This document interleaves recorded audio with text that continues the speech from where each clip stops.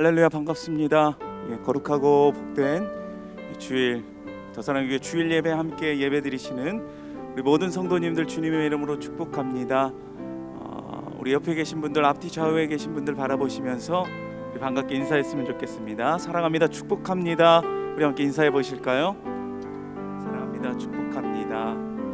네, 이곳 현장과 또 온라인으로 가정에서 예배드리고 계시는 모든 분들 가운데도 하나님의 동일한 은혜가 넘치길 소망합니다. 우리와 늘 함께 하시는 그 주님 바라보시면서 이 시간 함께 찬양하기 원하는데요, 우리의 반석 되시며 우리의 소망 되시며 우리의 모든 것 되신 그 주님, 그 주님의 이름을 높여드리며 함께 우리가 기쁨으로 함께 찬양하며 나아가도록 하겠습니다.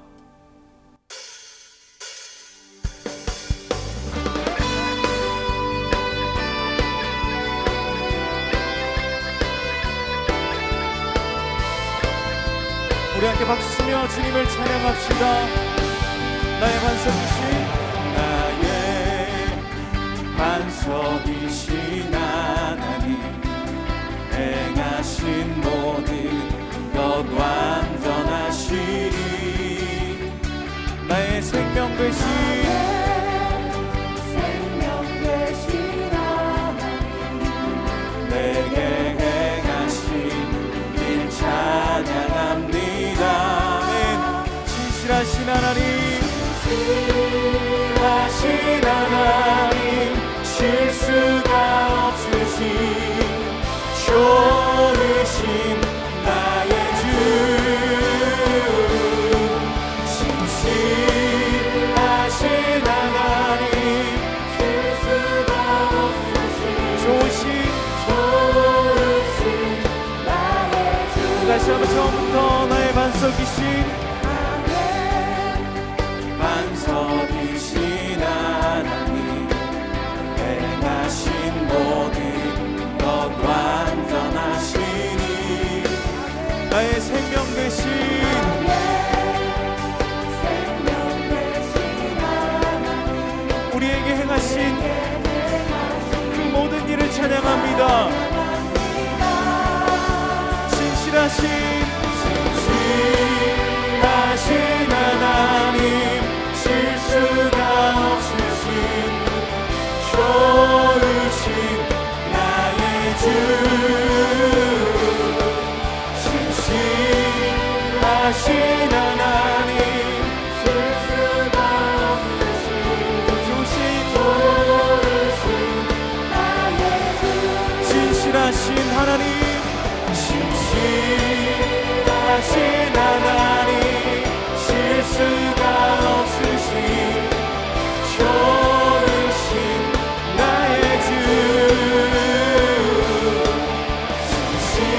진실하신 하나님, 실수가 없으신 좋으신.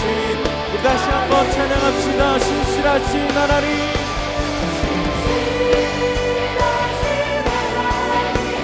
실수가 없으신 나의 주, 진실하신 하나님, 실수가 없으신 좋으신 나의 주. 기뻐하며 함께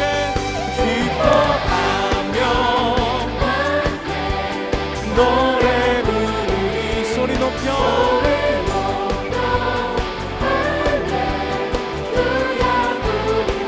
주님 앞에 찬양 드리며 우리 주님과 함께 기뻐하리라. 다시 한번 기뻐하며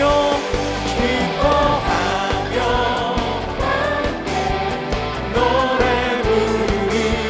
소리 높여 할렐루야 부르리.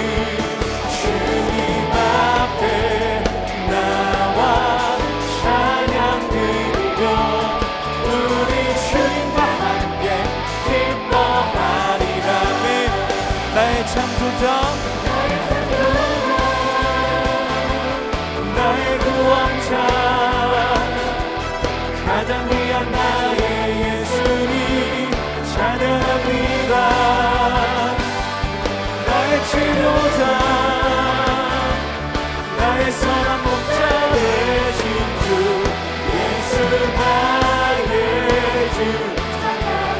다시 한번 기뻐하며 함께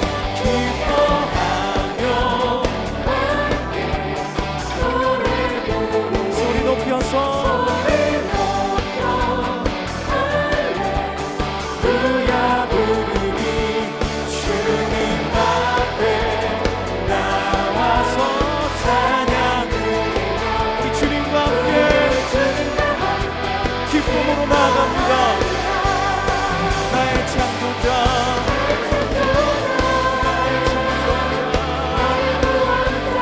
나의 구원자 나의 예수님 찬양합니다.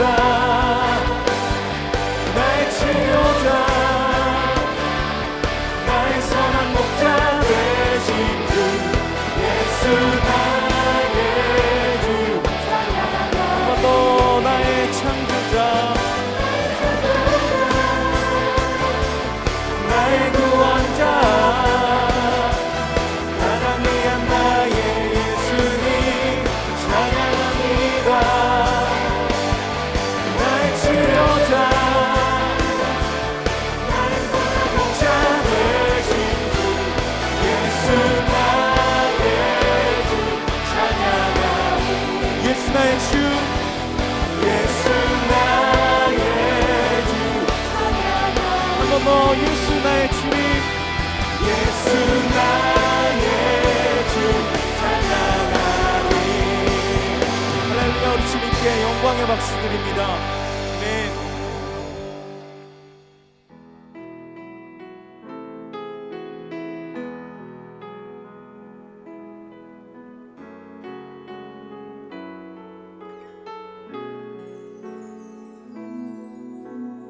이 세상을 살아가는 동안에 나의 힘을 의지할 수 없으니 기도하고 낙심하지 말 것은 주께서 참 소망이 되심이라. 다시 한번 이 세상을 살아가는 동안에 나의 힘을 의지할 수 없으니 기도하고 낙심하지 말 것은 주께서 참 소망이 되심이라. 하나님의 꿈이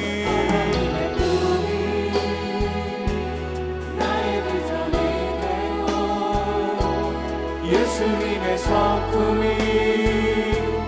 나의 인격이 되고 성령님의 권능이 나의 능력이 되길 원하고 바라고 기도합니다.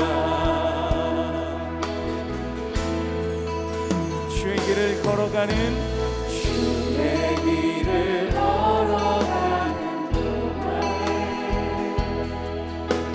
세상의 것 의지할 수 없으니 감사하고 낙심하지 말 것은 주께서 참 기쁨이 되심이라. 하나님의 꿈이 나의 비전이 되고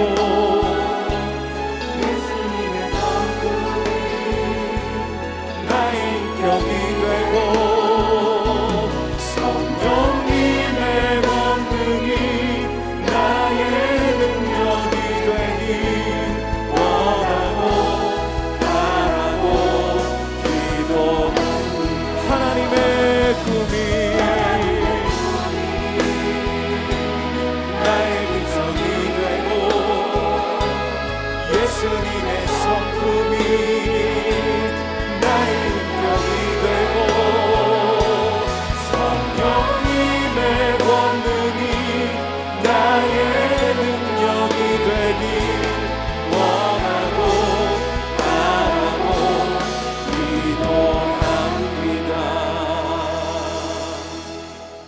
모두 자리에서 일어나셔서 찬양하심으로 주일 예배를 하나님께 드리겠습니다.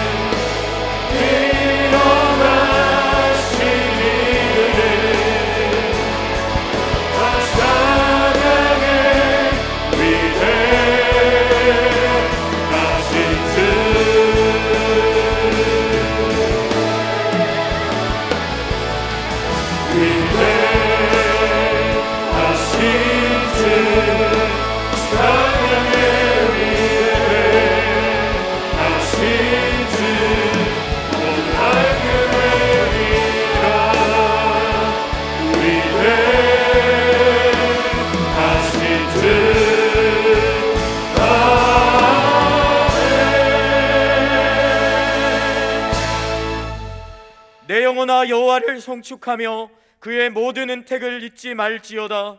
그가 내 모든 죄악을 사하시며 내 모든 병을 고치시며 내 생명을 파멸에서 속량하시고 인자와 긍휼로 관을 씌우시며 좋은 것으로 내 소원을 만족하게 하사 내 청춘을 독수리같이 새롭게 하시는도다. 하나님은 영이시니 예배하는 자가 영과 진리로 예배할지니라. 아멘. 사랑하는 성도 여러분, 하나님이 기뻐하시는 예배는 상한 마음과 통회하는 심령이라고 하셨습니다. 이 시간 성령께서 깨닫게 하시는 잘못들을 가지고 진실한 마음으로 각자 입을 열어 참회하는 기도를 드리겠습니다.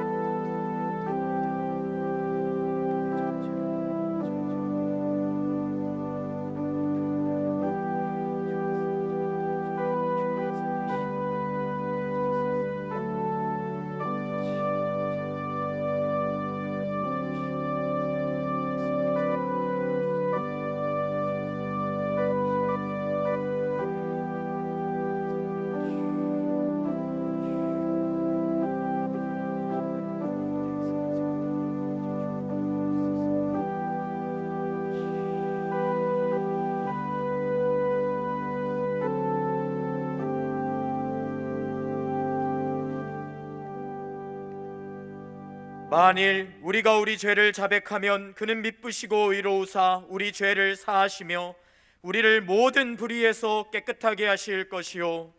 사랑의 주님, 이 놀라운 용서의 은총을 허락하신 것을 감사합니다.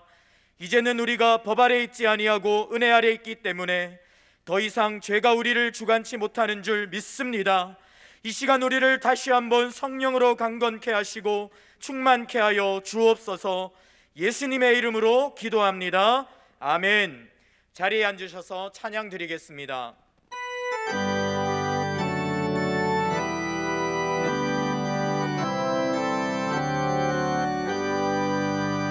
주 없이 살 수 없네 죄인의 구주여 그 귀한 보배 피로 날 구속하소서 그 주의 사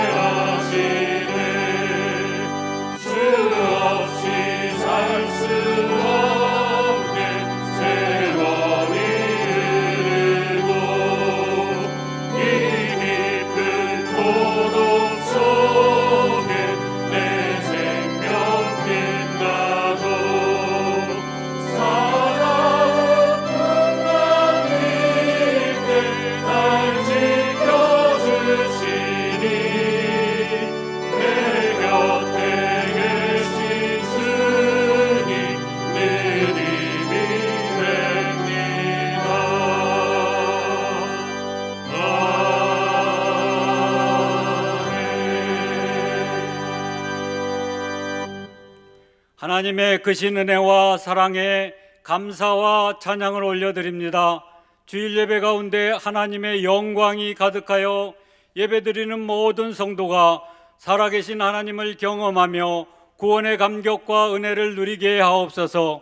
오늘 강단에서 선포되는 정갑신 목사님의 말씀을 통해 하나님의 은혜를 더욱 사모하게 하시며 우리의 신앙이 더욱 성장하게 하옵소서. 우리 교회가 가르치고 치유하고 전파하는 3대 명령을 잘 감당할 수 있는 지혜와 비전을 발견할 수 있게 하옵소서. 이음센터를 통해 펼쳐질 대안학교, 다음 세대 사역, 평생교육, 상담과 복지 사역 등이 원활하게 잘 이루어지게 하옵소서. 사후 분리개척을 하시는 강태우 목사님에게 함께 하시사 많은 동역자와 헌신자들이 함께 하도록 하옵소서. 코로나19 확산을 맞아주기 위해 위드 코로나 정책이 잘 정착되고 수립되어 일상이 조속히 회복되도록 하옵소서. 온 오프라인으로 진행되는 모든 예배와 사역이 빈틈없이 준비되어 하나님의 은혜가 충만하게 나타나게 하옵소서. 오늘 드리는 비전 헌금과 한평 헌금을 통해 한국교회의 생태계 회복과 복음 사역이 진취적으로 일어나며 드리는 손길마다 축복하여 주옵소서. 우리 교회 성도님들의 각 가정과 자녀들을 날마다 지키시고 보호하여 주시며 모든 간절한 기도의 제목들이 응답되는 성령의 역사를 경험하게 하옵소서. 질병과 환난, 경제적인 문제 등 모든 어려움들을 해결하여 주시며 상처와 품을 주님의 손길로 치료하여 주옵소서. 급변하는 국제정세, 남북 문제, 포괄적 차별금지법 입법 반대, 사회적 갈등과 불신, 각종 사건 사고와 경제난, 젊은이들의 취업 문제와 고령화 사회 등 크고 작은 일들로 인해 힘들어하는 이 나라와 백성을 불쌍히 여기시며 하나님께서 공료를 베푸시사 대통령과 지도자를 통해 이 나라가 공정하고 정의롭고 건강한 나라로 거듭날 수 있도록 도와주옵소서. 이인호 목사님에게 훈련과 목양, 교회의 많은 행정과 결정들을 감당할 때 지치지 않는 체력과 지혜와 명철을 주옵소서. 교회 곳곳에서 이름도 없이 빛도 없이 섬기시는 손길들과 찬양으로 하나님께 영광 올려드리는 할렐루야 성가대와 찬양팀의 고백이 우리 모두의 고백이 되게 하옵소서. 모든 영광을 하나님께 올려드리며 우리 구주 예수님의 이름으로 기도드립니다. 아멘.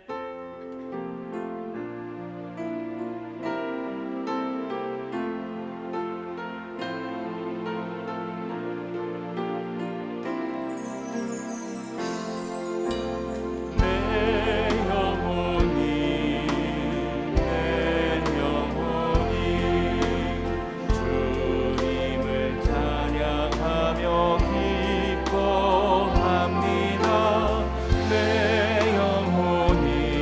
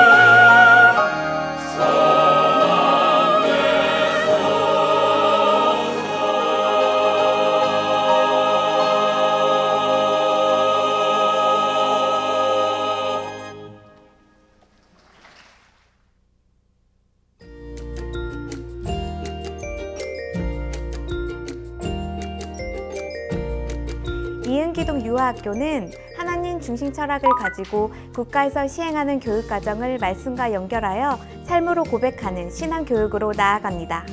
이를 위해 모든 전제를 하나님과의 관계에서 시작하는 교육 과정을 준비하였으며 나, 가족, 우리나라, 세계 등 유아의 삶과 연결된 다양한 환경들을 말씀의 시각으로 바라보는 훈련을 합니다. 우리나라 주제에서는 자신의 나라를 사랑하는 느헤미야를 통해 성경적 모델을 제시하며 나라를 소중히 여기고 기도하는 자세를 배웁니다. 한 가지 주제를 심층 있게 탐구하는 프로젝트 접근법을 실행합니다. 유아의 일상과 관련된 주제를 깊이 있게 다루면서 하나님이 창조하신 세상을 알아갑니다.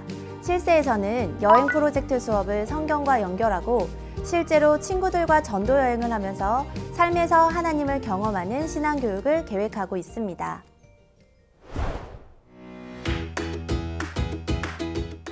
안녕하세요. 이은기독학교 교관 정호영입니다.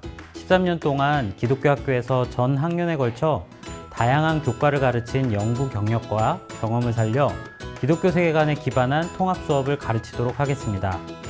또한 6년간 기독초등학교에서 근무한 박예진 선생님을 주축으로 아이들이 독서를 통해 생각하는 힘을 기를 수 있도록 통독 수업과 체계적인 독서 프로그램을 세워가겠습니다.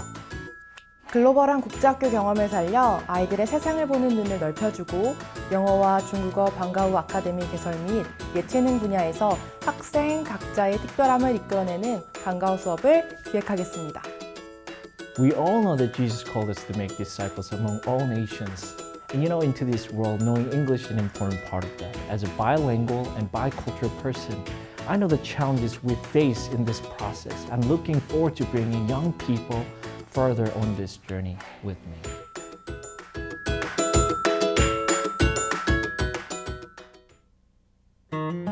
더사랑의 교회 예배에 참여하신 모든 분들을 주님의 이름으로 환영합니다.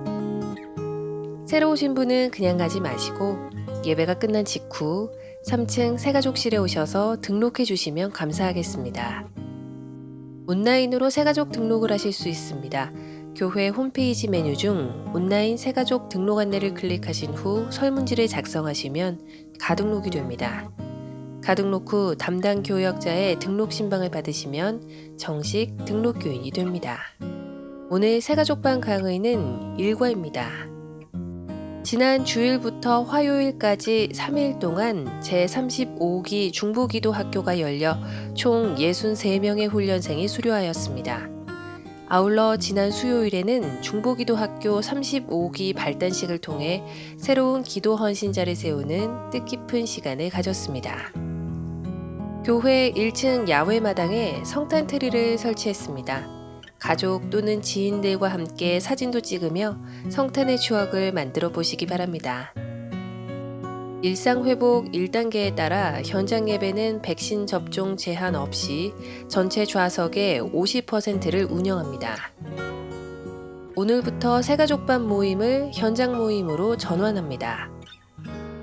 오늘 주일 예배는 예수 향남교회를 담임하시는 정갑신 목사님이 말씀을 전해주십니다. 오늘 드리는 비전 헌금은 한평 헌금과 분립개척을 위해 함께 드립니다. 다음 세대와 지역사회 섬김, 그리고 4호 분립개척을 위한 사역에 성도님들의 많은 참여를 바랍니다. 2022년부터 소년부가 새롭게 신설되어 함께 섬길 선생님이 필요합니다. 다음 세대를 위한 귀한 사역에 성도님들의 적극적인 참여를 바랍니다. 성탄을 맞이하여 어려운 이웃들에게 따뜻한 사랑을 나누는 더사랑 박싱데이를 진행합니다. 오늘부터 박스를 배분하며 자세한 내용은 주보 7번 광고를 참조해 주시기 바랍니다. 일상 회복 지침에 따라 현장 예배 및 사역을 위한 섬김이가 많이 필요합니다. 교회 사역을 위한 섬김의 자리에 성도님들의 적극적인 참여를 부탁드립니다. 새가족 만남의 밤 행사가 12월 19일 주일 오후 5시 본당에서 있습니다. 2022년 직분자 임명 동의서를 오늘까지 제출해 주시기 바랍니다. 이음 기독 대안학교 후원 안내가 주보 5면에 소개되어 있습니다. 아울러 이음 기독 유아학교 영어 교사 채용 및 카페 이음 직원 채용 공고가 주보 6면에 자세히 소개되어 있습니다. 성도님들의 많은 관심을 바랍니다. 중보기도 재헌신자 모집, 이음 기독대안학교 학생 추가 모집, 4호 분립개척 기도 모임, 교역자 및 교우 동정은 주보를 참조해 주시기 바랍니다.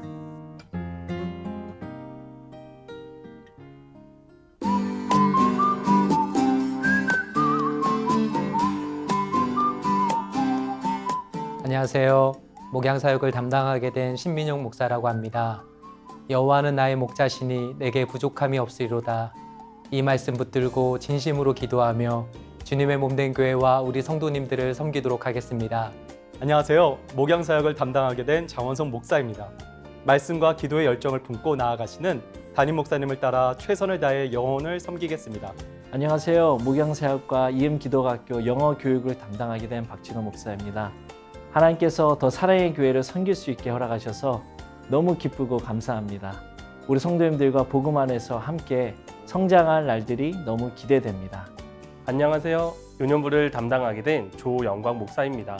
하나님께서 저에게 맡겨주신 유년부 친구들, 부모님들, 선생님들이 하나님의 말씀 위에 든든히 세워질 수 있도록 최선을 다하겠습니다.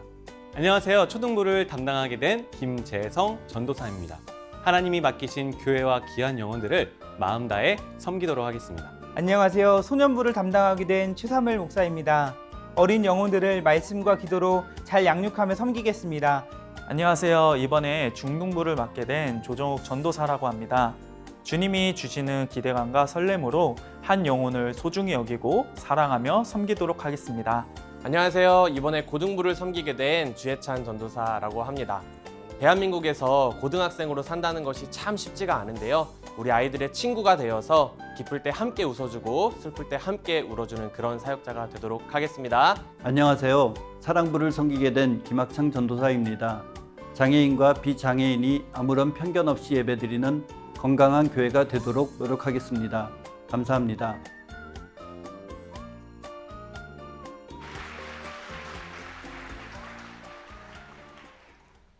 할렐루야. 현장과 온라인으로 예배의 자리에 나오신 성도님들을 환영합니다. 옆에 분들과 함께 인사 나누겠습니다. 사랑합니다. 축복합니다. 사랑합니다. 축복합니다. 오늘 주일 예배에 처음 오신 분들을 기쁨으로 환영합니다. 등록을 하시거나 안내를 받기 원하시는 분들은 예배 후 3층 새가족 등록실로 오시면 필요한 안내와 도움을 받으실 수 있습니다. 성탄 박싱데이를 진행합니다. 어려운 이웃들에게 사랑을 나누고 실천하며 성탄을 준비하는 행사에 많은 참여를 부탁드립니다. 본당 1층에서 박스를 수령하실 수 있고요. 후원금으로도 후원하실 수 있습니다. 자세한 내용은 주보 2면에 있는 광고를 참고해 주시기 바랍니다.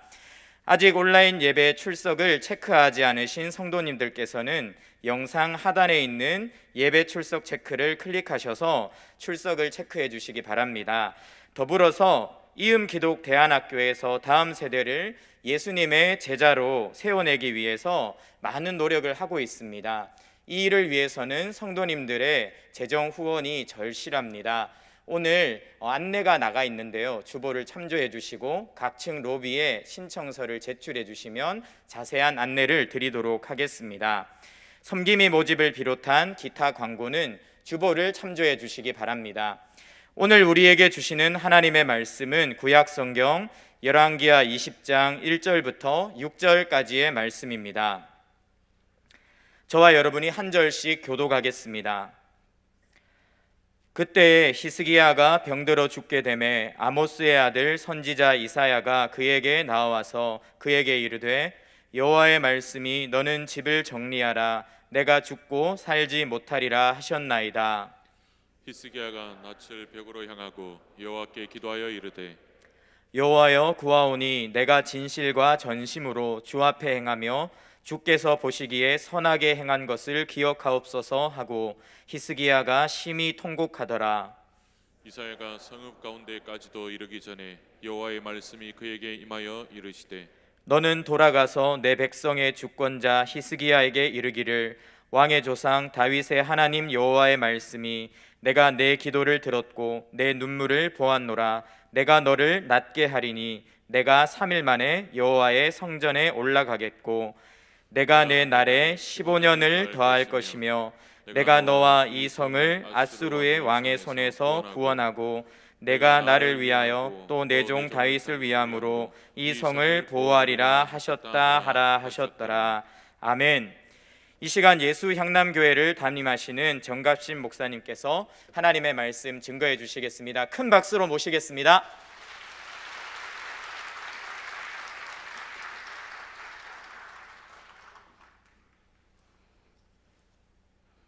반갑습니다. 제가 여기 성대가 약해가지고요. 조금만 하면 목이 금방 쉬어요. 그래서 1, 2부 또 별로 악쓰지도 않았는데 이렇게 쉬어가지고 죄송하게 됐습니다. 여러분 들으실 때 좀 불편하실까봐 양해를 구합니다. 우리가 나름대로 이제 열심히 살고 있습니다. 열심히 사는 이유는 내가 열심히 산 것에 대한 일정한 결과에 대한 기대감을 이제 갖고 있기 때문이죠. 그래서 내가 지금 열심히 사는 것에 대한 마땅한 대가를 기대하는 힘이 오늘의 열심을 이렇게 좀 격려하는 거죠. 그런데 이제 살다 보면 그렇지 않은 결과를 맞이하기도 하잖아요. 그래서 나는 최선을 다했을 뿐인데 나는 정말 죽어라고 이렇게 달려왔는데 도대체 뭐지? 결과가 이게 뭘까? 라고 질문할 수밖에 없는 어떤 상황들을 맞이하기도 합니다. 그래서 그런 것들의 가장 대표적인 케이스, 그리고 우리들의 가정 일상에서 말할 수 있을 것 같은 그런 표현은 우리 집에서 어쩌다가 이런 애가 나왔을까? 이제 그런 이야기죠. 저에게 아주 익숙한 이야기예요. 제가 이제 자녀를 골고루 셋을 가지고 주셨는데 딸, 공주, 기집애 이렇게 이제 주셨는데 우리 딸은 그럭저럭 자기 길을 그냥 알아서 잘 갔는데 둘째, 셋째는 뭐 우리가 해준 거는 없지만 좀 무척 힘든 상황이었어요. 그러니까 저희와의 관계나 또 자기 자신의 길을 찾는 부분이나 무척 힘들었는데 이제 셋째가 남았고 지금 셋째 23살 함께 살고 있고 둘째는 31살이에요. 그래서 첫째, 둘째는 이미 결혼을 해서 잘 먹고 잘 살고 있는데 그 과정에서 좀 많이 생각을 하게 됐습니다. 그래서 우리 집에서 어떻게 이런 애가 나왔지라고 하는 말은 적어도 우리는 이것보다는 더 나은 결과를 기대할 수 있도록 살았다는 말이죠. 나름대로 열심히 또 항상 우리가 의인은 아니지만 그래도 성실하게 최선을 다해서 살았는데 얘는 도대체 우리의 인생을 마치 부인하는 것 같은, 또 우리의 인생이 그동안의 모든 수고가 아무것도 아닌 것 같이 느껴지게 만드는 도대체 이 현실은 무엇인가? 라고 질문할 수밖에 없게 이제 만들게 되는 거죠. 그런 면에서 자녀 교육이라고 하는 것은 참 쉽지 않은 과제인 것 같고 그 안에 어떤 신비도 있는 것 같고 또 우리가 잘 알 길이 없고 그래서 더 많은 믿음의 양육이 필요한 영역이 아닐까 생각이 됩니다. 또 자녀라고 하는 것은 단순히 어떤 우리의 육체로 낳은 어떤 자녀만을 이야기하지 않겠죠. 뭐 가슴으로 낳은 자녀일 수도 있겠고 아니면 내 삶에 최선을 다한 수고의 결과가 어쩌면 우리들의 자녀라는 말로 상징될 수도 있을 것 같습니다. 그런 것들을 생각하면서 나의 모든 수고가 수고에 합당한 결과로 이어지지 않는 상황에 대해서 어떤 신정론적으로 해석한다 이런 것보다도 우리의 삶에서 가장 가까운 특별히 이제 자녀 문제로 좀 줄여서 자녀 문제와 관련해서 생각하게 될 때 원인을 좀 찾아가는 게 가능한 건가? 또 이유를 한번 발견해 보는 게 어떻겠는가? 그렇게 해야만 내가 돌아서고 아직 나에게 기회가 있을 때, 기회가 없는 사람은 아무도 없죠. 그래서 우리 자녀가 이미 장성했어도 그 자녀의 자녀를 또 우리가 영향을 어느 정도 미쳐야 되기 때문에 그런 상황 속에서 우리가 좀 마음에 담아야 될 게 무엇인가를 좀 생각하려고 합니다. 그래서 히스기야를 선택했어요. 그러니까 히스기야는 가장 두드러지게 그런 사람이죠. 사실은 히스기야는 중간에 끼어 있어요. 아버지 아하스, 아들 므낫세. 근데 아버지 아하스와 아들 므낫세가 똑같아요. 그리고 이제 히스기야인데 무슨 말인가 하면 히스기야가 왕이 됐을 때 나라는 거의 초토화되어 있었어요. 그러니까 아버지 아하스는 한마디로 두 가지 특징으로 요약할 수 있겠는데, 하나는 자기중심성, 하나는 종교주의자라고 할까요? 제가 여기서 말할 때 종교주의자라는 말은 뭐냐면, 제가 정의하는 종교는 거래적 믿음이라고 이제 저는 표현하고 싶은데, 내가 한 만큼 신으로부터 보상을 기대할 수 있다고 느끼는 원리 위에서 살아가는 거죠. 그래서 내가 열심히 한 만큼, 내가 헌신한 만큼, 또 내가 애를 쓴 만큼 신은 나에게 그것에 걸맞는 어떤 보상으로 대답해야 된다라고 하는 원리에 의해서 움직이는 게 종교죠. 그래서 절에 가서 5번 절하는 것보다는 5,000번 절하는 게 훨씬 더 나은 결과를 기대할 수 있는 나의 행동이 되는 거죠. 그러니까 나의 행동의 정도가 나에 대한 신의 보상의 정도를 예측할 수 있게 만드는 원리로 돌아가는 게 종교죠. 그런 의미에서 종교는 근본적으로 거래적이죠. 그래서 내가 잘못하면 신으로부터 매맞을 각오를 해야 되는 거죠. 이 다 거래죠. 그러므로 종교는 무능한 거죠. 왜냐하면 나의 어떠함이 나에 대한 신의 행동을 결정하죠. 그러니까 결국은 좀 더 과격하게 급진적으로 결론을 내린다면 내가 신을 조종할 수 있는 거죠. 그래서 신으로부터 얻어맞고 싶으면 못되게 살면 되는 거예요. 신으로부터 보상받고 싶으면 열심히 헌신하면 되는 거예요. 그러나 우리가 가지고 있는 복음의 신앙은 그게 아니잖아요. 우리가 아직 죄인 되었을 때에 하나님께서 당신의 아들을 우리에게 내어주셨죠. 그러니까 가장 극단적으로 엄청난 위대한 사랑을 아직 죄인 되었을 때, 하나님과 어떤 관계도 형성되어 있지 않을 때 일방적으로 쏟아부어 주신 그 사랑이 우리들의 이후의 모든 행동의 근간이 되게 하는 게 복음이죠. 그게 신앙이죠. 우리는 그 위에 서 있는 거죠. 그러니까 종교는 그래서 무능해요. 그러니까 나에 의해서 조정되는 신에게 계속해서 내가 뭔가를 투자하려고 하는 것이기 때문에 결국은 투자금 회수 정도랄까요? 그렇지만 투자금을 회수해 줄 수 있는 존재도 인격적으로 살아있는 존재가 아닌 거죠. 그런데 이 히스기야의 아버지 아하스는 종교인이죠. 종교주의자죠. 그래서 하나님을 더 이상 내가 신뢰할 수 없다. 하나님 믿어봤자 별거 없는 것 같다. 그리고 하나님을 따라야 그렇게 볼 수 있어요. 왜냐하면 하나님의 관심은 우리가 잘 먹고 잘 사는 게 아니라 우리의 존재 자체가 예수 그리스도의 형상을 닮아가면서 우리의 존재가 좋을 때나 나쁠 때나, 혹은 아주 바람직한 환경 속에 있을 때나 그렇지 않은 환경 속에 있을 때나 우리가 너끈하게 하나님의 뜻을 준행하는 자로 살아가도록 하시는 게 하나님의 뜻이기 때문에 때로는 고난을 허용하실 수도 있고 아픔이 있을 수도 있고, 그러나 그 모든 과정들을 통해서 하나님의 뜻이 우리 안에서 얼마나 고귀하게 펼쳐지게 하시는, 그것이 이제 하나님의 뜻이기 때문이죠. 그런데 이제 아하스는 단편적으로 종교적 관점으로 생각하면 하나님을 믿을 수 없어요. 아들의 십자가에서 죽이고 우리에게 자기 십자가를 지고 따르라고 하는 신을 따를 수 없어요. 종교적인 관점에서는. 근데 아하스는 종교주의자죠. 그런 의미에서. 근데 하나님과 거래가 안 되니까 다른 신들과 거래하려고 거래선을 막 튼 거죠. 여러 다른 나라의 신들, 특별히 그 당시 팔레스타인 최강국이었던 아수르의 신을 그렇게 섬기고 싶어 했어요. 그 나라가 잘 사는 거 보니까 그 신이 유능한가 보다 이렇게 생각을 한 거죠. 그런데 그 결과가 어떻습니까? 아하스의 삶은 이웃 나라, 조그만 나라들, 암몬, 블레셋으로부터도 공격받고, 조금 더 강한 나라 북이스라엘과 아람으로부터도 계속 공격받고, 그래서 이제 힘드니까 안 되겠다, 가장 강한 나라 아수르에게 도움을 구하자. 그래서 성전과 왕실의 모든 보물들을 쓸어다가 아수르 왕에게 갖다 바쳤는데 아수르 왕이 그거 받고 꿀꺽 삼키고 오히려 쳐들어와서 탈탈 털리죠. 그게 하나님을 배제시킨, 하나님이 없는 세계 속에서 자기의 만족을 구하려고 하는 자들이 가는 길이에요. 사실은 전부 다 그 길을 가죠.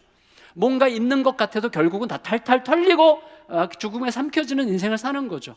결국 그 길이에요. 그러니까 자기중심성, 자기가 섬길 신을 선택하는 중심에 있으려고 하는 것이죠. 자기가 신을 주장하려고 하는 자기중심성, 그리고 종교주의, 이 두 가지가 이제 아하스가 나라를 말아먹은 이제 원인이 되었는데, 히스기야는 그 한계를 본 것 같아요. 그래서 왕이 되자마자 25살에 왕이 됐는데, 왕이 되자마자 아버지의 길을 포기했죠. 이 길을 걷지 않겠다. 그리고 나는 우리 이 나라를 잇게 하신 하나님의 큰 이야기 속에, 하나님의 소위 그 Great Narrative 속에서, 하나님의 구원의 큰 역사 속에서 출발점에서부터 시작한 그 정신을 가지고 다시 시작하겠다. 그래서 다윗의 정신을 끌어오겠다. 그래서 이제 여호와 중심 신앙으로 대대적인 종교 개혁을 일으키고 나라 전체를 완전히 새롭게 뒤집죠. 그리고 질서가 딱 잡히고 나라는 견고해지기 시작했습니다. 그런데 문제가 있어요. 결정적인 신앙적 결단에는 문제가 생기죠. 왜냐하면 아버지랑 반대길을 갔기 때문에 아수르를 더 이상 의지하지 않습니다. 하나님을 의지해야죠. 그러니까 아수르가 기분이 나빴어요. 히스기야의 아버지까지는 자기에게 잘 이렇게 순종한 좀 좀 훌륭한 꼬봉이었는데 그의 아들이 등장하자 아수르에게 등지고 좀 아수르에게 대적하는 입장에 취하니까 좀 맛을 좀 보여줘야 되겠다 이렇게 생각을 해가지고 이제 대대적으로 군사작전을 거행하죠. 우리가 잘 알듯이 예루살렘을 완전히 포위하죠. 그때 히스기야가 어떻게 했습니까? 아수르 왕이 보낸 수치스러운 편지를 가지고 여호와의 성전에 올라가죠. 성전에 올라가서 펼쳐놓고 하나님께 기도하죠. 보십시오. 하나님이 욕먹으셔야 되겠습니까? 하나님 섬기는 제가 욕먹어야 되겠습니까? 뭐 이런 식으로 이제 기도를 하면서 하나님의 전능하심과 역사의 주인 되심에 호소한 결과 그 다음날 아침에 하나님께서 천사 여호와의 사자를 보내셔서 아수르 대군 18만 5천 명을 몰살시키시죠. 그러면서 이제 대대적 승리가 이루어지게 됩니다. 그런데 그 히스기야, 그 대단한 믿음의 사람 히스기야의 아들이 또 할아버지를 닮은 므낫세예요. 므낫세는 할아버지 아하스보다도 훨씬 더 한 수에 한 10수를 더 떠가지고 엄청난 철저한 우상숭배주의자였고 종교주의자였고 자기중심적인 자였고 그래서 예루살렘을 비롯해서 예루살렘 거리를 우상으로 채우고 백성들을 피로 다스리고 그리고 므낫세로 말미암아 남유다 왕국이 결정적으로 멸망하게 됩니다. 그래서 므낫세 이후에 요시아라는 왕이 등장해서 대대적인 종교개혁을 일으키는데 하나님께서 참 기특하게 보셨지만 그러나 므낫세 때문에 더 이상 이 나라는 회복될 수 없다라고 말씀하실 수밖에 없을 만큼 므낫세는 아주 처절한 아주 비참한 왕이었죠. 그래서 우리가 질문을 할 수밖에 없는 거죠. 어떻게 히스기야 같은 인물에게서 므낫세 같은 이런 인물이 나올 수가 있었는가? 이 사이에 어떤 상관관계가 있는 것일까? 이렇게 질문할 수밖에 없는 것이죠. 우리들을 돌아볼 때 지금 저희 막내딸은 교회를 다니고 있지 않거든요. 저희 교인들의 큰 기도 제목이 우리 담임 목사님의 막내딸이 좀 교회 좀 다니게 해달라고, 이게 큰 기도 제목이고, 그다음에 담임 목사님이 좀 새벽 기도 좀 열심히 하게 해달라고, 이게 이제 저희 교인들의 기도 제목인데,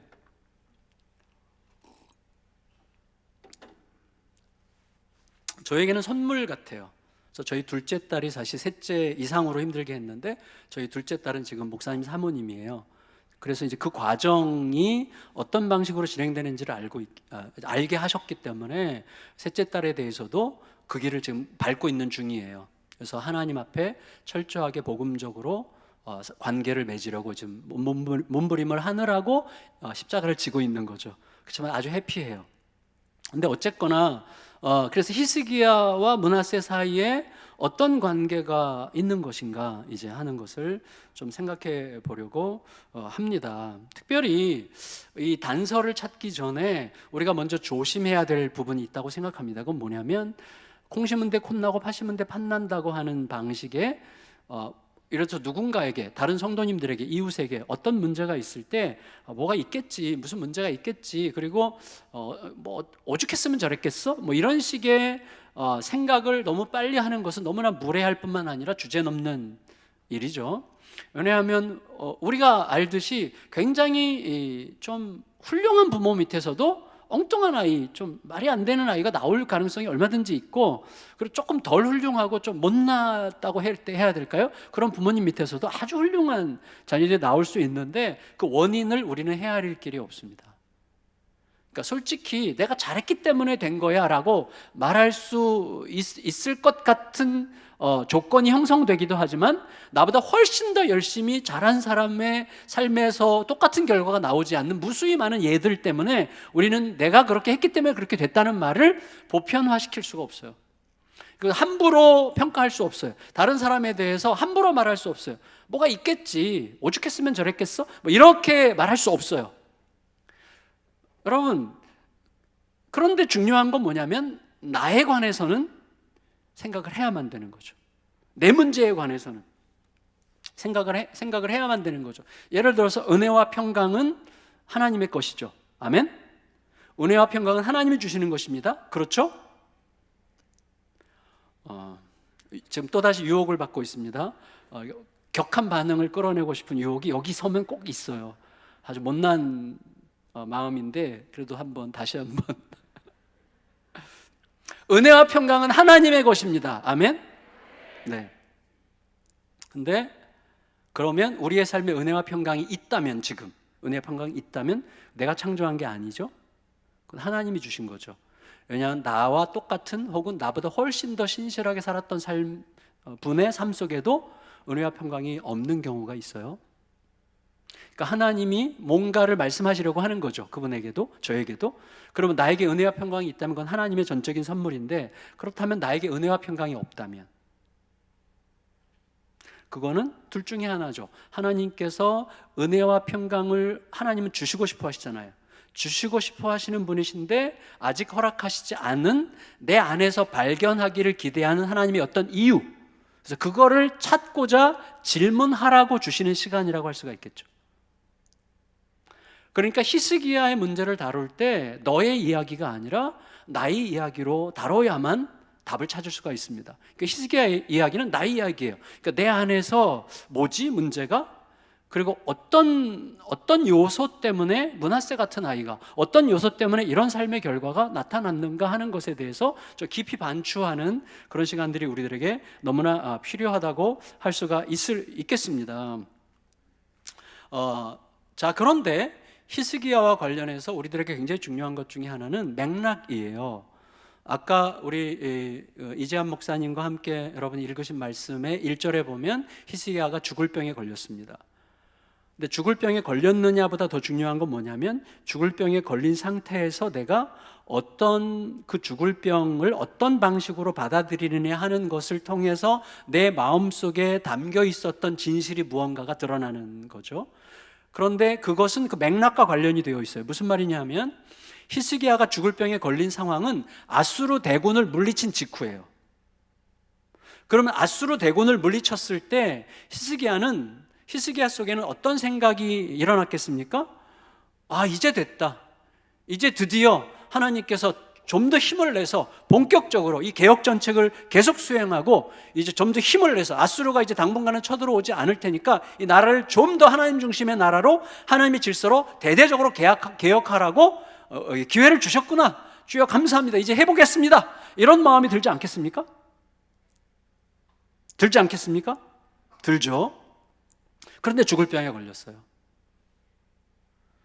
그러면 죽을 병에 걸렸어도 상관없어요. 왜냐하면 하나님께 선지자를 보내셔가지고 야, 아수르도 물리쳤는데 이깟 병 못 고치시겠냐, 하나님께서 걱정하지 말고 함께 기도하고 하나님께 부르짖어 기도하면서 너끈히 이겨낼 수 있다는 것을 확신하자, 이렇게 권면해주면 되는 거예요. 그걸 아마도 기대했을 거예요. 그러니까 죽을 병에 걸렸다는 사실이 충격이었지만 저도 지금 사실은 혈액암을 앓고 있거든요. 근데 그렇게 죄송해요. 이게 표현하지 않겠습니다. 근데 어쨌거나 별것 아닌데 지금 저에게는. 근데 중요한 것은 자, 죽을 병에 걸렸을 때 아수르 대군을 물리친 직후에 죽을 병에 걸렸다는 사실을 알았을 때 굉장히 심각해질 수 있지만, 그러나 아수르를 물리치신 하나님은 이것도 이기게 하실 거라는 믿음으로 이겨낼 수 있는 정도죠. 근데 문제는 어디에 있는가 하면 하나님께서 보내신 선지자 이사야가 와서 이거 죽을 병인고 죽을 거야 이렇게 얘기한 거야. 살지 못할 겁니다. 아까 1절에서 그랬죠? 1절을 다시 한번 읽을까요? 1절 시작. 그때 히스기야가 병들어 죽게 되매 아모스의 아들 선지자 이사야가 그에게 나와서 그에게 이르되 여호와의 말씀이 너는 집을 정리하라 내가 죽고 살지 못하리라 하셨나이다. 하나님이 말씀하셔서 죽을 거니까 기대하지 말고 집안 정리해 이렇게 얘기한 거예요. 그때 히스기야가 엄청난 충격을 받았을 거예요. 그러면 아수르 대군을 못하러 물리치셨어?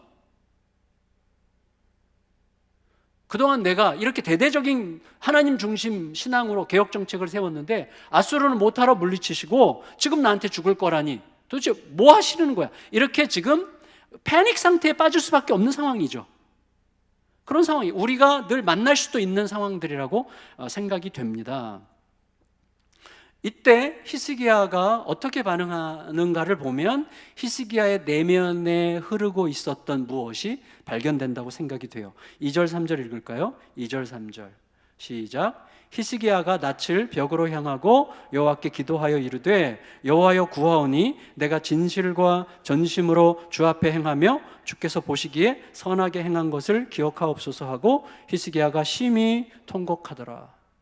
일단 히스기야가 삐졌어요. 그래서 성전에 올라가지 않습니다. 성전에 올라가지 않고 하나님을 등지고 벽을 보고 통곡해요. 너무 한이 맺히는 거예요. 자, 히스기야가 하나님의 은혜의 기반을 잃지 않았다면, 하나님의 은혜의 기반 위에서, 우리로 치면 복음 위에서 행하고 있다면 히스기야는 이렇게 말하는 게 가능했을 것입니다. 하나님은 모든 것을 아십니다. 하나님은 선하십니다. 근데 모든 것을 아시는 선하신 하나님께서 저에게 죽을 거라고 하십니다. 그러면 받겠습니다. 그런데 하나님 한 가지만 여쭙겠습니다. 왜 이 타이밍에 죽어야 돼요? 꼭 물으면 되는 거예요. 그게 은혜의 기반 위에서 사는 자들의 질문이 되겠죠. 하나님은 모든 것을 아시잖아요. 선하시잖아요. 최선을 다해서 나의 삶을 최고의 길로 인도하시잖아요. 근데 죽을 거라고 하셨잖아요. 그러면 받겠습니다. 그렇지만 이 타이밍에 죽어야만 하는 이유를 저에게 알려주시면 받아들이겠습니다 라고 말할 수 있겠죠.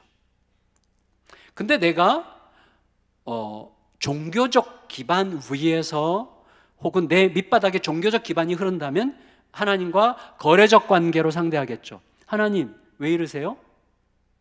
그동안 내가 하나님한테 어떻게 했는데, 그동안 하나님 앞에 헌신했던 거 다 아무것도 아니에요? 아무것도 아니란 말이에요? 하나님, 적어도 내가 그동안 하나님 앞에 얼마나 성실하고 정직하게 행했는지를 기억하신다면 이것보다는 나은 대접을 내가 받을 수 있지 않습니까? 이거죠. 히스기야의 기도가 딱 그거잖아요. 내가 진실과 전심으로 주 앞에서 행하며 주께서 보시기에 선하게 행한 것을 기억하세요. 그 말은 뭐죠? 지금 잊으셨어요? 기억하신다면 내가 왜 죽어야만 됩니까? 하나님 잊어버리신 거잖아요. 내가 그동안 어떻게 했는데, 어떻게 헌신했는데, 어떻게 수고했는데, 얼마나 온 힘을 다해서 쥐어짜면서 아버지 시대에 그 초토화된 나라를 일으켰는데 뭡니까 도대체 하나님? 소위 우리가 흔히 얘기하는 엘리야 컴플렉스가 온 거죠. 뭡니까 도대체 하나님? 나 죽으면 다 끝인데 뭐 하자는 겁니까? 뭐 이런 식의 이제 내 생각에 갇히는 순간이 되는 거죠. 이게 굉장히 무서워요. 내 존재 기반이 흔들리면요, 우리는 종교적으로 흘러요. 복음을 막 얘기하다가도 종교적으로 흘러요. 가장 흔한 게 저는 자녀 교육에 있다고 생각이 돼요. 제가 깨닫게 된, 저에게 주님께서 저의 부끄러움을 고발하신 게 있는데, 뭐냐면 저희 딸을 이렇게, 딸이 너무 힘들게 하니까 이 딸의 변화를 놓고 막 기도를 했거든요. 하나님, 이 딸 어떡합니까? 어떡합니까? 어떡합니까? 막 기도를 했는데 하나님께서 답을 어떻게 주셨냐면요, 너에게 사랑하라고 준 딸을 너가 사랑하지 않는데 내가 뭘 어떻게 하겠냐, 이런 답을 주셨어요. 근데 난 딸을 사랑하거든요. 근데 그 다음에 깨달은 게 뭔지 아세요? 내가 너를 바꾼 사랑. 예수님께서 뭐라고 그러셨습니까? 내가 너희를 사랑한 것 같이 사랑하라 그랬어요. 예수님이 사랑하신 그 사랑, 내 존재를 뒤흔든 그 사랑, 내가 무엇을, 어떤 조건을 제시했기 때문에 조건에 걸맞는 사랑을 주신 게 아니라 어떤 조건도 없었을 때, 죄인 되었을 때, 하나님과 원수가 되었을 때, 어떤 선행도 없었을 때 당신의 아들을 내어주어 죽음에 이르게 함으로 나를 압도하신 그 사랑으로만 나는 바뀌었잖아요. 근데 나는 나를 변화시킨 사랑으로 사랑하지 않더라고요. 내가 변화시키고 싶은 사랑으로 사랑하더라고요. 적어도 너 이래야 되는 거 아니야? 너가 인간이라면 이래야 되는 거 아니야? 야, 너 목사 딸 아니어도 되는데 적어도 이 정도면 이렇게 해야 되는 거 아니니? 계속해서 조건을 제시하더라고요. 하나님이 저에게 조건을 다 버려봐. 와, 조건을 다 버리는 게 불가능하더라고요. 그래서 죽어야 되는 거더라고요. 그래서 사랑은 죽음이야. 죽음. 내가 죽어야 돼요. 어떤 조건도 걸지 않으려면 죽어야 되더라고요. 근데 놀라운 건 뭔지 아세요? 저희 둘째 딸이 고등학교 때인데 살아나기 시작했어요. 살아나는데 중3 때 내가 세상에서 가장 싫어하는 사람이 아빠야. 몰랐어? 이렇게 말했던 딸이 고3 때 저에게 문자를 보냈어요. 내가 세상에서 가장 사랑하고 존경하는 한 사람을 꼽으라면 아빠야. 저는 우리 딸에게 그런 문자를 받을 거는 꿈도 못 꿨어요. 그리고 엄청난 변화를 막 일으키면서 이 딸이 목사의 아내가 되어 지금 두 아들의 엄마가 되어 목사인 남편보다 더 성숙한 모습으로 살고 있어요. 저는 이게 상상할 수 없는, 그러니까 저희 가정에 일어나는 상상할 수 없는 기적이죠. 그래서 저는 완전히 확신해요. 여러분, 이인호 목사님 왜 그렇게 복음을 강조하죠? 복음만이 답이기 때문이에요. 복음이 답이다 이 말은요, 설교적 언어가 아니에요. 복음이 답이다 이 말은 추상적으로 막연하게 그렇게 믿으셔야 됩니다라고 하는 호소가 아니에요. 복음이 답이라는 하는 것은 완전히 가장 구체적이고 현실적인 실제적인 이야기입니다. 여러분, 이 세상의 모든, 우리나라가 뭐 세계 문화계를 주름잡는 것 같이 지금 막 이렇게 좀 약간 오바도 있지만 그런 분위기인데, 이 세상의 모든 음악, 모든 영화, 모든 문화적 표현에서 사랑 빼보세요. 우리의 가정에서 사랑 빼보세요. 우리의 모든 삶의 자리에서 사랑 빼보세요. 사막입니다. 사막. 사랑은 근데 우리 게 아니잖아요. 우리는 사랑의 원천이 아니잖아요. 사랑은 받는 거예요. 우리에게 없는 어떤 것이 어디서 온 거예요? 이 세상을 의미 있게 만드는 유일한 힘인 그 사랑, 우리에게서는 찾아볼 수가 없어요. 우리는 근본적으로 자기중심적이거든요. 우리 게 아닌 것이 왔잖아요. 그것이 세상을 의미 있게 하잖아요. 그럼 복음이 가르쳐주는 사랑 외에는 없어요. 복음이 답이에요. 그건 진짜 모든 과정에서 부부관계나 부모와 자녀관계나 모두를 살리는 유일한 힘이에요. 복음이. 근데 우리도 모르게 내 존재 기반이 흔들리면 율법적으로 돌아가요. 율법적으로. 자꾸 거래하려고 그러고 조건을 달고 너 이래서 뭐 하나님께서 기뻐하시겠어? 응?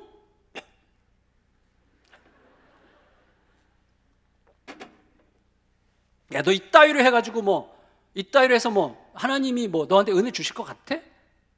너 일생 고생한다 너. 이렇게 해가지고 주일학교에서도 그렇게 가르칠 수 있죠. 야, 너 이래가지고 하나님께서,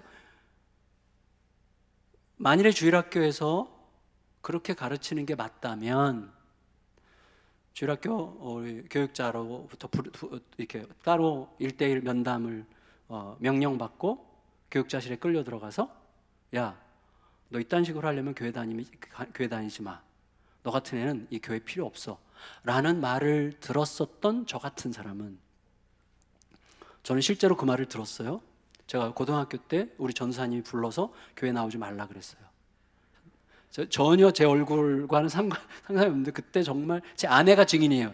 저희 주일학교 같은 출신, 저희 2년 선배 누나랑 제가 결혼했는데 제 아내가 다 알아. 지금도 아이고 그때를 생각해. 제 아내한테 제가 쪽도 못 쓰는데 그래가지고 다 아니까. 근데 전도사님이 저를 불러서 교회 나오지 말라고 할 정도로 제가 얼마나 분위기를 흘러놨는지 몰라요. 근데 만일에 그 논리가 맞다면 저는 목사가 되지 말아야 되고 일찌감치 죽었어야 돼요. 근데 저는 하나님의 사랑을 너무 뜨겁게 경험하고 있고 하나님의 사랑 때문에 모든 걸 행할 수 있을 것 같아요. 그건 있을 수 없는 이야기죠. 사실은 복음만이 바꾸는 거예요. 그때 우리 박숙희 선생님이 저에게 복음을 가르쳐 주신 거예요. 야, 너 괜찮아. 하나님은 널 끝까지 사랑하실걸? 걱정하지 마. 선생님이 저를 살려주셨어요. 죄송해요. 여기 교육자님들 지금 흉보는 거 아니고 어떤 교육자님들은 그럴 수 있다는 거죠. 근데 지금은 그런 교육자님들은 안 계실 거예요. 근데 어쨌거나 자녀들을 가르칠 때도 나를 변화시킨 사랑으로 사랑하는 법을 배워야 되는데, 히스기야의 이 종교화된 하나님과 거래하려고 하는 이런 마음이 저 밑바닥에 있다가 이제 분출하는 거죠.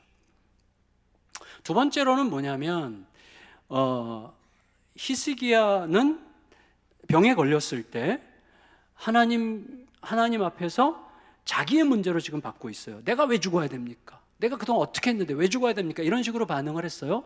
그런데 하나님께서 결국은 히스기야가 부르짖어 기도하니 살려주셨는데, 사실은 히스기야가 부르짖어 기도했더니 살려주신 게 아니라 히스기야가 부르짖어 기도할 때 그를 살려주는 이유를 가르쳐 주시면서 살려주셨어요.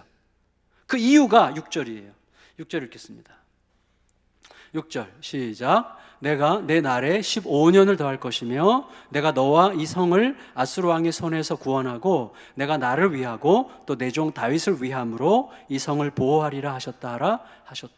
하나님께서 그렇게 가서 전해라 라고 말씀하신 내용이 뭡니까? 내가 너를 살려주는데 15년 더 생명 살려주는데 이유는 너와 이 성을 아수르로부터, 다시 말하면 또 하나 니네 아버지가 신으로 섬겼던 아수르가 신이 아님을 입증하기 위해서 내가 너를 고쳐줄 거고, 동시에 내가 나를 위해서 너를 고쳐줄 거고, 다윗과 약속한 약속을 위해서 너를 고쳐줄 거고, 이 성을 보호하기 위해서 너를 고쳐줄 거다, 이렇게 말씀하신 거예요. 그러니까 하나님께서 히스기야를 치유하시는 이유는 굉장히 퍼블릭해요. 아주 공적이죠. 굉장히 큰 이야기 속에서 하나님의 약속과 구원의 큰 그림 속에서 히스기야를 구원하려고 하시는 것입니다. 지금 이 이야기는 히스기야에 대한 일종의 비난일 수도 있어요. 왜냐하면 히스기야가 죽을 병에 걸렸고 죽을 거니까 집안 정리하라고 할 때 히스기야가 원래 이렇게 했어야만 돼요. 하나님, 죽는 것은 두렵지 않습니다.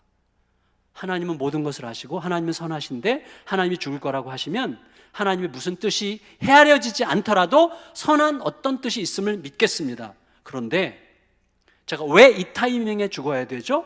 제가 지금 죽으면 이 백성들은 어떻게 해야 합니까? 이게 히스기야가 왕으로서 해야 될 말이 아니겠어요? 내가 지금 죽으면 우리 아이들은 어떻게 합니까? 내가 죽는 건 괜찮은데 이 나라는, 이 백성들은 어떻게 합니까? 이게 공적으로 자기 자신을 하나님의 큰 이야기 속에서 비춰볼 때 할 수 있는 이야기가 아닐까요?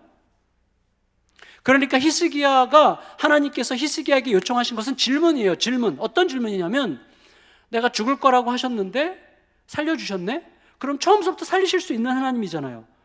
처음부터 살리실 수 있었는데 죽을 거라고 하셨다면 그때 뭘 물으라고 그렇게 말씀하신 거구나. 그때 뭘 물으라고 하셨을까요? 집안을 정리하라고 하셨어요. 집안을 정리하라가 굉장히 중요한 키죠. 그런 의미에서. 그리고 하나님 좀 쓰시는 김에 좀 더 쓰시지. 꼴랑 15년이 뭐예요? 하나님 한 20년이고 30년이고 살게 하시면 되지. 하나님은 15년 이상은 더 이상 살 수 없게 만든 정도의 능력만 가지셨습니까? 하나님은 우리에게 생명 연장을 해주셔도 15년 이상은 절대 못하는 분입니까? 아니잖아요. 근데 좀 하시려면 좀 팍팍 쓰시지. 왜 15년이에요? 물어야죠. 하나님 살리실 수 있었는데 왜 죽을 거라고 하셨죠? 그리고 하나님 왜 집안을 정리하라고 하셨죠? 하나님 왜 15년이죠? 므낫세가 몇 살에 왕이 됐습니까? 므낫세가 몇 살에 왕이 됐습니까? 당연히 몰라야죠. 이런 거 아시면 안 돼요. 모르셔도 됩니다. 그 목사의 존재감을 느끼게 하는 이런 무지, 이거 너무 감사합니다. 나쁜 거죠. 근데 여러분 보세요. 므낫세가 12살에 왕이 됐어요. 그러니까 15년 생명 연장 받고 3년 차 때 난 아들입니다. 그리고 어떤 정신으로 키웠느냐가 굉장히 중요하죠. 왕실의 모든 자원들을 다 동원해서 키웠을 텐데 그런 아들이 나왔다면 어떤 정신이 흐른 거죠. 그게 뭐예요? 첫째, 종교주의가 히스기야 속에 발현됐어요. 그 다음에 뭐예요? 자기 자신을 자기 중심적인 입장에서 하나님의 공적인 큰 이야기 속에서 자기를 바라보지 않았고 자기 개인적인 문제로만 이 문제를 봤기 때문에 사실 다음 세대까지 생각이 미치지 못하는 거예요. 이게 굉장히 무척 안타까운 것입니다. 우리의 삶이 하나님의 큰 이야기 속에서 펼쳐진다고 하는 것은 굉장히 중요한 문제입니다. 제가 아주 유치한 예라서 여러분 유치하실 거예요. 저 목사 참 유치하다 그래서 상관없어요. 유치하니까. 그런데 유치한 이야기가 안에 굉장히 중요한 요소가 담겨 있을 수도 있어요. 한번 생각해 보세요. 제가 만든 이야기인데, 저희 성도님들에게 한번 한 이야기인데, 김대리가 있습니다. 지금 성도 여러분들께서 여러분의 자녀를 축구하고 공부시키고 열심히 공부 잘하기를 기대하면서 막 여러 가지 할 걸 다 하잖아요. 공부 잘했어요. 중고등학교 우수한 성적으로 졸업했어요. 좋은 대학 갔어요. 그래서 원하는 대기업에 우수한 성적으로 들어갔어요. 3년이 지났어요. 지금 죽고 싶어요. 얼마든지 가난 이야기죠. 왜 죽고 싶은가 하면 이 친구가 배치된 부서의 팀장이 박 부장인데 박 부장이 한마디로 죄송합니다. 지랄 같아.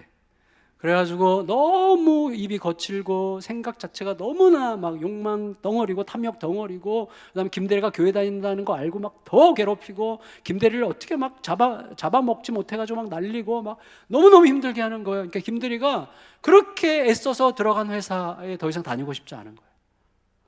저 인간 죽이고 나도 죽어, 이런 생각. 언제 그만두지?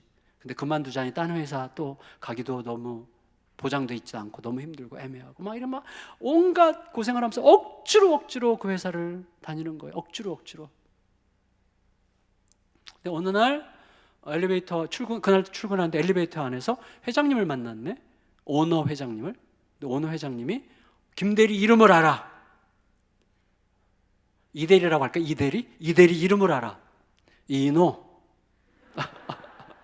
너 이노지? 너 입사할 때부터 내가 주의 있게 봤다. 그리고 아마 고생 많이 할 거야. 회사라는 게 다 그래. 그런데 너는 아무것도 걱정할 거 없어. 힘들어도 괜찮아. 그냥 버티면 돼. 내가 너를 알고 있고 내가 너 책임질 거니까 걱정하지 말고, 힘든 일 있으면 우리 비서실에 연락해서 나한테 물어봐. 괜찮아. 내가 언제든지 너랑 얘기해 줄게. 그 전화번호까지 줬어요. 그리고 엘리베이터 딱 나와서 이제 오피스로 들어가려고 그래. 어제까지 박 부장의 이 지랄맞은 성질이 어떤 식으로 해석됐어요? 저 인간 죽이고 나도 죽어야 돼? 혹은 언제 그만두지?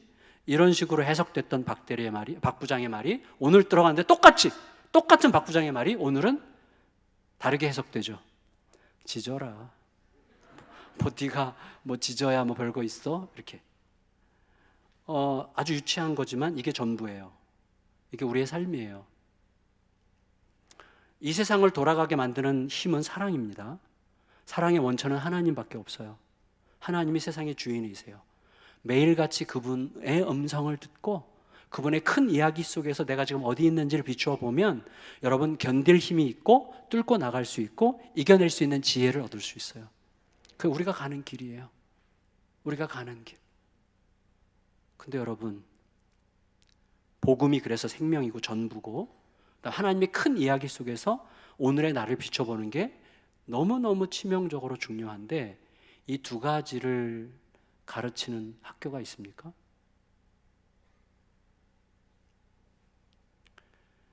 여러분, 사실 저는 참 생각을 많이 하게 돼요. 히스기야가 끝내 이 두 가지를 극복을 못했어요. 그래서 히스기야가 병에서 낫을 때 그 당시 국제 구도가 아수르가 팔레스타인을 장악하고 있지만 바벨론이라는 신흥 왕국이 팔레스타인을 노리면서 아수르에게 대항할 만한 힘을 막 키우려고 할 때에 눈에 들어온 게 히스기야였어요. 왜냐하면 반아수르 정책을 펼치고 있었기 때문에 히스기야와 연대하기 위해서 히스기야가 병에서 낫자 사신을 보내요. 우리 친하게 지내자 한 거죠. 그때 히스기야가 뭐라 그럴까, 좀 이렇게 뭐 했다 그러죠? 아주 으쓱 해가지고 당신들 나랑 거래하는 거 그렇게 손해보는 일 아닐 거예요 라는 식으로 자기를 과시하기 위해서 데리고 다니면서 그 사신들에게 성전과 왕궁의 모든 보물을 다 보여주죠. 그때 하나님께서 이사야를 보내서 뭐라 그러십니까? 너 왜 이런 짓을 했는가? 또다시 니네 아버지 길로 가려고 하니? 아수르 대신에 바벨론이냐? 내가 너의 힘이잖아. 내가 너의 힘인 것을 그들에게도 선언해야지. 아수르 대신에 바벨론, 그 길 가지 말아라 하면서 너 그 길 가려고 하면 이런 일이 생길 거다 얘기하시면서 이사야 선지자를 보내가지고 너가 보여준 모든 보물들 다 바벨론 걔네들이 가져갈 거고 너희 신하들도 노비로 잡아갈 거야, 이렇게 얘기를 했습니다. 근데 그때 히스기야의 정신이 어디에 머물러 있었느냐 하면 히스기야가 이렇게 말해요. 저 뒤에 가서 19절에서 하나님, 제가 살아있는 동안에만 별일 없다면 뭐 그 정도면 괜찮습니다. 어찌 선하지 않으리요? 내가 살아있는 동안에만 평안하다면 어찌 선하지 않으리요? 그딴 식으로 얘기를 해요. 관점이 완전히 자기 자신에게 함몰되어 있어요. 하나님의 큰 이야기 속에서 다음 세대를 생각할 줄 몰라요. 그런 정신 속에서 므낫세가 나온 거예요. 우리는 어떻습니까? 나는 어떻습니까? 그거를 질문하려고 하는 것입니다. 저는 더 사랑의 교회를 솔직히 지금 물론 제가 이제 아부의 은사가 좀 있긴 있는데 뭐 아부는 아니에요. 워낙에 제가 이인호 목사님을 참 사랑하고 존경해요. 저희 초등학교 1년 선배님이에요. 제가 대접을 안 하는데 늘 이제 제가 대접 안 한다고 뭐라고 하시는데, 근데 그것 때문이 아니라 이분이 굉장히 신중한 분이잖아요. 신중한 분인데 복음적 선택에 관해서는 굉장히 과감해요. 특별히 이번에 이음센터를 매입하는 과정을 제가 보면서 깜짝 놀랐어요. 이분답지 않다. 그러므로 이것은 되는 거구나. 이렇게 제가 생각한 거예요. 왜? 하나님의 사건이니까. 저는 완전히 믿는 게 있어요. 그리고 리더십이 성실하게 동의하면서 함께 가고 계시잖아요. 확실한 건 뭐냐면 저희도 이제 학교를 하거든요. 저는 개척 3주년 때, 지금 개척 12주년이 갓 지났는데 3주년 때 일단 학교를 무조건 시작했어요. 옳은 거니까 한다. 이건 바람직한 거니까 무조건 한다. 바람직한 거고 하나님께서 원하시는 것이라면 여건 둘째고 일단 한다. 개척 3주년 때 저희가 100억 정도 들여서 건물을 짓고 그리고 학교를 시작한 거예요. 물론 온 성도들이 동의해 준 거죠. 했어요. 그리고 망하지 않고 지금 잘 가고 있고 학교는 36명으로 시작했는데 지금 200여 명 학생으로 지금 그 지역에서, 저희는 시골이거든요. 시골에서 아주 좋은 이렇게 좋은 이미지 속에 잘 가고 있어요. 근데 제가 생각을 했어요. 자, 이 지역에 교회가 없습니까? 교회가 너무 많잖아요. 근데 왜 더 사랑의 교회를 여기 두셨죠? 그리고 더 사랑의 교회를 왜 이렇게 두드러지게 부흥시켰을까요? 그리고 두드러지게 부흥시키는데 사람 냄새를 자꾸 배제하면서 예수 그리스도의 복음이 중심이 되도록 하는 교회, 너무 드문 교회예요. 두드러지게 성장하면서 복음 중심성을 잃지 않는 교회는 한국 교회에서 참 드뭅니다. 근데 그걸 왜 여기 광교 수원에다가 두셨을까? 이 지역에 학교가 없습니까? 무수히 많죠. 기독학교도 있어요. 그러나 왜 복음운동을 주도하는 한국교회에서의 경기 이쪽, 경기 지역 중심이잖아요, 이쪽이.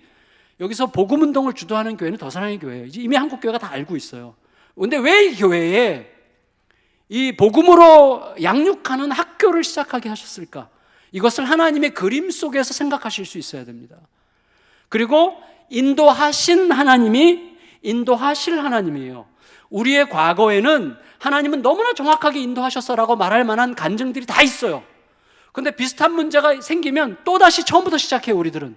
아니에요. 인도하신 하나님이 인도하실 하나님과 같은 하나님이에요. 그분은 반드시 신실하게 인도하실 게 확실합니다. 시작하신 분이 행하실 거예요. 그게 분명해요. 그러면 지금까지 진행되어 온 일에 하나님의 손이 있었느냐? 그것만 물으면 되는 거예요. 있었죠. 저 같은 사람은 욕심 부리는 사람이에요. 저는 욕심도 있고 충동적인 게 있는데 이분은 욕심 부리는 분이 아니에요. 그 더 사랑의 교회는 지금까지 욕심 부리면서 온 교회도 아니라고 저는 생각해요. 정말 차곡차곡 한 걸음 한 걸음.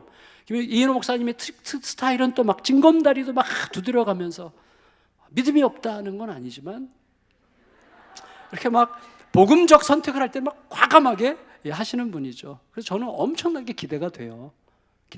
저희 교회 같이 시골에 있는 교회가, 또 시골에 있는 학교가 하나님의 선한 손길을 통해서 막 포항에서도 강원도에서도 막 사방에서 사람들이 이사를 와요.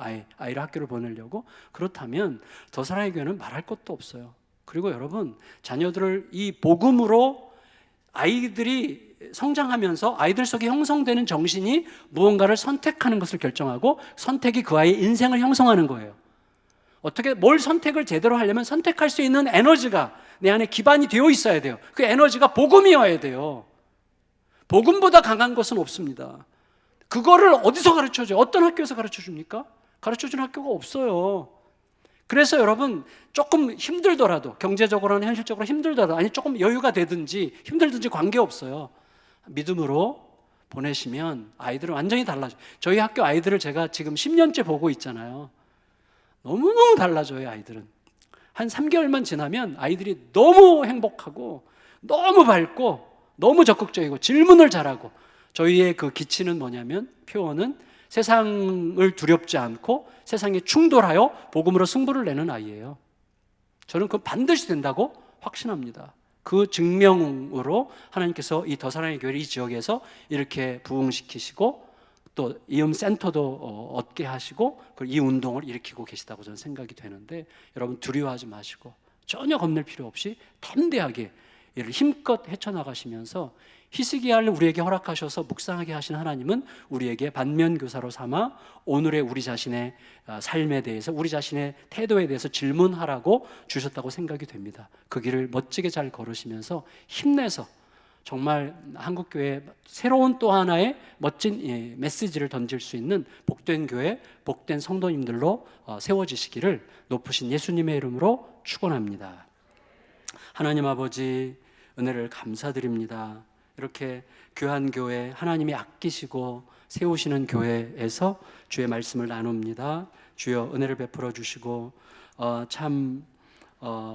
힘을 다하여 힘을 모아서 이 길, 복음 중심의 길을 가려고 하는 더 사랑의 교회를 더욱 강하게 붙들어 주시고 이 길을 멋지게 잘 갈 수 있도록, 그리고 많은 교회들에게 선한 영향을 많이 끼칠 수 있도록 축복하여 주시옵소서.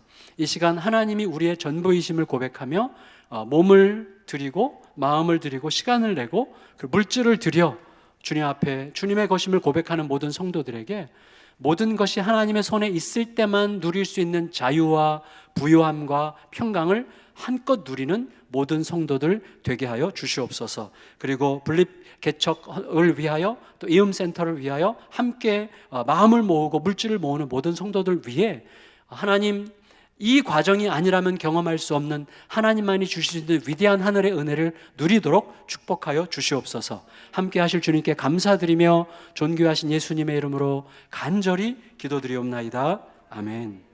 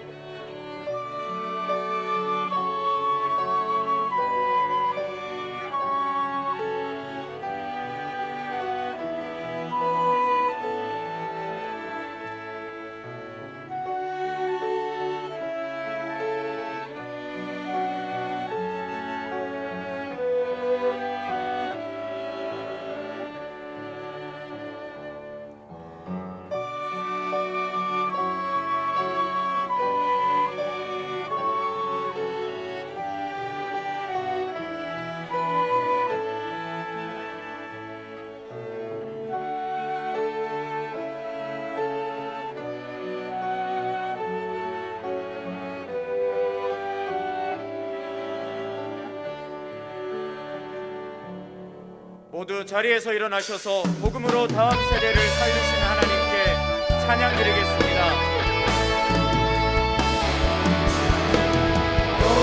너희는 가만히 있어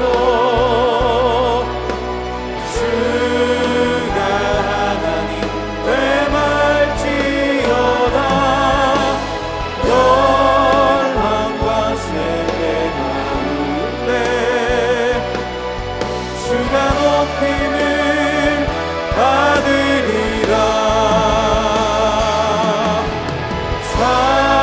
사랑합니다 내 아버지, 찬양합니다 내 온 맘 다하여, 선포합니다 예수 그리스도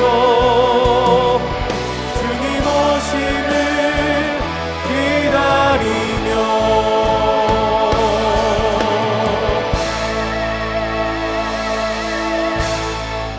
우리 구주 예수 그리스도의 은혜와 아버지의 사랑과 성령의 교통하심이, 하나님이 사랑하시고 붙들고 계시는 더 사랑의 교회 목사님, 모든 교육자님들, 모든 성도님들, 가정, 일터, 모든 앞날 위에, 다음 세대 위에, 이음센터와 관련된 모든 사역들 위에 영원토록 함께 하시기를 간절히 축원하옵나이다. 아멘.